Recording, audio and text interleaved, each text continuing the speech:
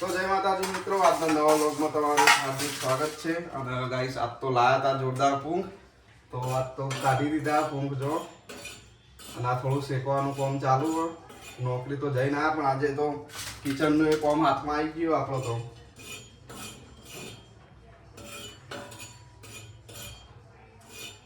થોડા કડક થઈ જાય એટલે અમને ઉતાર દઉં. અને ગરમી આજ તો ગાઈસ જોરદાર લાગે કિચનમાં. આપણે કદી આવું કર્યું નહીં, આજ તો પહેલી વાર કરીએ. થોડું શીખ્યા તો કામમાં આવે ગાઈસ. આપણે પીજીમાં રહ્યા તો નહીં કદી, પણ આપણે થોડું નાનું મોટું કામ કરી દઈએ કિચનનું.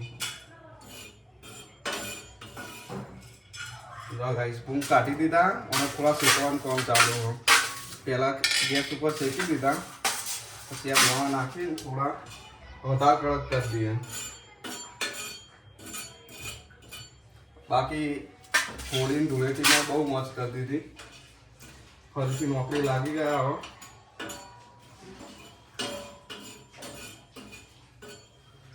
બે દિવસ બહુ ફરવા ગયા, બહાર બહુ ફર્યા. 7 તારીખે બહાર જવાનું થાય ગાઈસ. કળા જવાનું સતીમાન મંદિરે દર્શન કરવા માટે, અને મીટિંગનું આયોજન રાખેલું હતું ત્યાં જવાનું હોય એક દિવસ.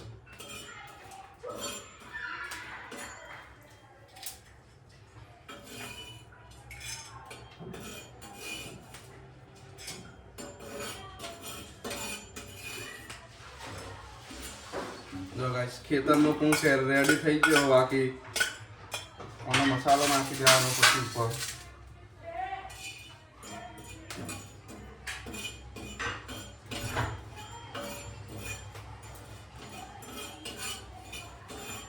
ગાઈસ કિચનમાં ગરમી તો જોરદાર લાગે.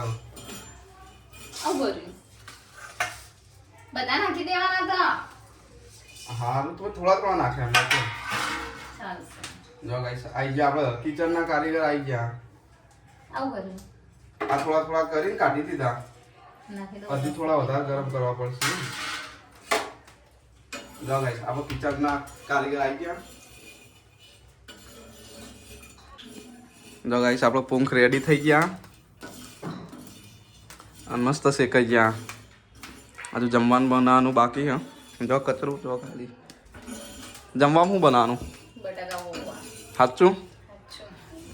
સરસ. લે આજ તો બટાકા પૌવા બનાવવાની રીપમ જોઈએ કેવા બનાવો, તમને બતાવીએ આગળ.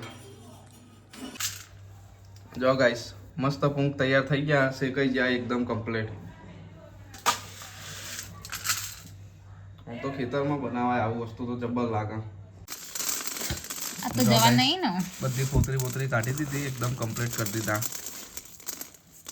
પહેલા અમે ખેતરમાં બહુ ખાધા આવા તો. આ તો મહેસાણા આવીને હવે બધું બંધ થઈ ગયું ગાઈસ. જો ફાઇનલી ગાઈસ આપણે સિટીમાં રહીને પૂંખ ખાઈએ, તો તમે પણ ઘરે આવો, એક ટ્રાય કરો જો ખેતરમાં રહેતા હોય તો. બાકી મજા આવી જાય. પહેલાં અમે બહુ ખાધા આવા. ગાઈસ પૂંખ તો ખાઈ લીધો હવે.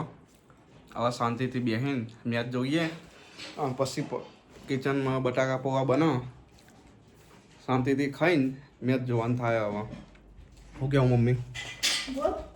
મમ્મી દૂધ લઈને આવી જાય. મમ્મી પડી લઈને જ આવવા જો. શું કહેવું મમ્મી? રતલાની સેવ છે. નાસ્તો તો ચાલુ જ હોય ગાઈસ આવી રીતે. તો ફાઇનલી મિત્રો જો આપણો બટાકા પૌવા તૈયાર થવા આવ્યા. શું કર્યું? પૌવા ધોઈને મૂક્યા ને, અને મમ્મી ગોટા બનાવવા. જો બેસન રેડી કરી દીધું એકદમ ચકચકાટ. શું કહેવું પણ કાને જઈ? પૌવા બનાવી લેવાનો. જો ગાઈસ કમ્પ્લીટ રેડી કરી દીધું બધું, ખાલી પૌવા વઘારવાનું બાકી. હા શું કહેવું? રેડી થઈ ગયું ને બધું? હા રેડી. આપણે ગોટા બનાવવા, મમ્મી આ બનાવશે પૌવા. બરાબર? રેડી થાય એટલે બતાવીએગા. તો ગાઈસ એક બાજુ પૌવા રેડી થઈ, એક બાજુ ગોટા રેડી થઈને, બાકી સંજુ સેમસંગ રમત જોરદાર. હજુ એની વિકેટ જઈ નહીં, તો આજે મેચમાં જોરદાર મજા આવી જશે. તો આપણે મેચે જોવાનું અને વિડીયો બનાવવાનો. હા જો ગાઈસ ગરમા ગરમ ગોટા ઉતારવા માંડ્યા મજબૂત. જો તમારા પૌવા રેડી થઈ ગયા. યસ. પૌવા તો બતાવો. હું તાર પહેરે હે જો ગાઈસ પૌવા રેડી થઈ ગયા હવે. ખુલ્લા મિલવા પડે. અને મેચે જોરદાર જોમી ખબર જો ગાઈસ.